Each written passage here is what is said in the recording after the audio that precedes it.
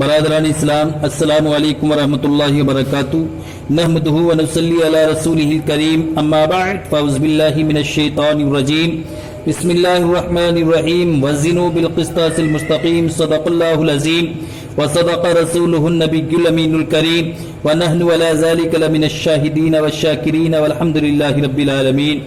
میری ملت کے نوجوانوں، آئیے آیت مقدسہ کا ترجمہ پیش کرنے سے قبل فرط عقیدت اور جوش محبت کے ساتھ سرکار ذی وقار احمد مختار شفیع روز شمار کے دربار گہربار میں عقیدت اور محبت کے ساتھ درود شریف کا نذرانہ پیش کریں۔ پڑھیں بآواز بلند، اللہ رب محمد صلی اللہ علیہ وسلم، نحن عباد محمد صلی اللہ علیہ وسلم، صلاۃ و سلام علیک یا رسول اللہ صلی اللہ تعالی علیہ وسلم۔ میری ملت کے نوجوانوں، میری تقریر کا عنوان ہے کہ میزان کیا ہے؟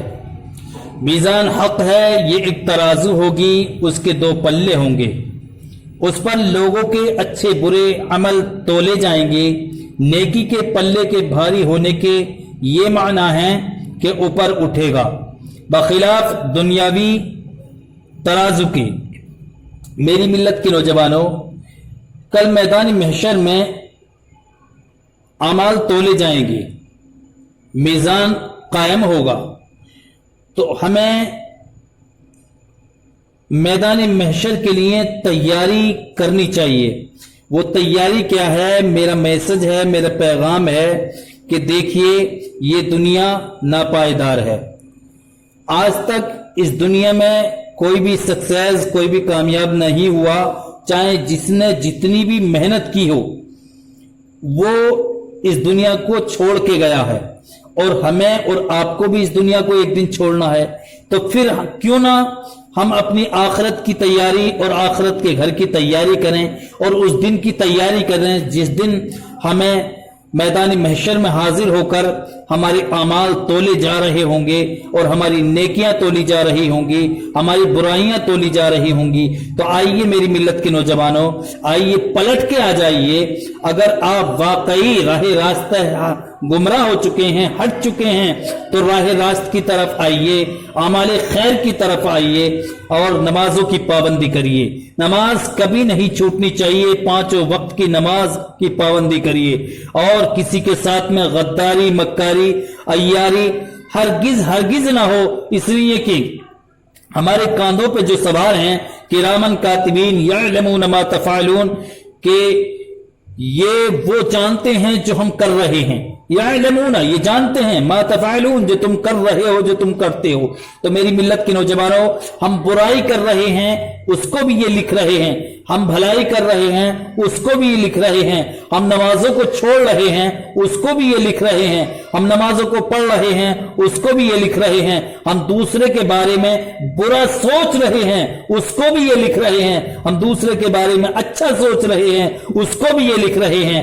اب یہی وہ رجسٹر ہے جو کل میدان محشر میں میدان محشر میں وہاں پہ پہنچا دیا جائے گا، اور آپ کا اعمال نامہ آپ کے ساتھ میں ہوگا۔ اب وہاں پر پہنچنے کے بعد آپ یہ نہیں کہہ سکتے کہ میں نے یہ گناہ نہیں کیا، میں نے یہ گناہ نہیں کیا، میں نے یہ گناہ نہیں کیا۔ اس لیے کہ سب سے پہلے تو یہ کہ آپ کے پارٹس آف باڈی، آپ کے جسم کا ہر حصہ وہاں پہ آپ کے خلاف گواہی دے گا۔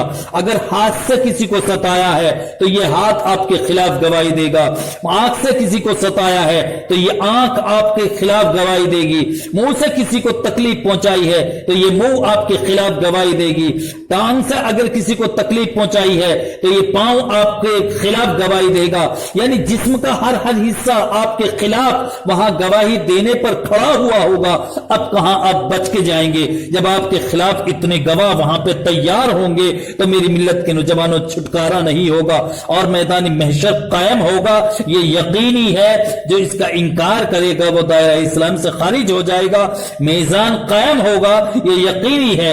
تو آج ہی آپ توبہ کر لیجئے، توبہ کا دروازہ کھلا ہوا ہے، ایک دن وہ ہوگا کہ توبہ کا دروازہ بند ہو جائے گا، اور پھر آپ کتنی توبہ کریں گے آپ کی توبہ رب کی بارگاہ میں قبول نہیں ہوگی۔ تو میری ملت کے نوجوانوں، آج ہی سے توبہ کر لیجئے اور 5 وقت کی نمازوں میں سے ایک بھی نماز چھوٹنے نہ پائے، اور اللہ کا ذکر و اذکار، ایسا نہیں کہ آپ اپنے بال بچوں کو نہ پالیں، اپنے بال بچوں کو بھی پالیے اور نمازوں کی پابندی بھی کریے، اس لیے کہ یہ عمل جو آپ کر لیں گے یقیناً یہی عمل آپ کے ساتھ میں کام آئے گا، اور دوسروں کے ساتھ میں جو اچھائی بھلائیاں کریں گے یہ عمل آپ کے ساتھ میں کام آئے گا، اور دوسروں کے ساتھ میں جو برائی کریں گے، جو نماز چھوڑیں گے، یہ عمل آپ کے کام آنے والا نہیں، بلکہ یہ سب کے سب آپ کے خلاف گواہ بن کے تیار ہو جائیں گے۔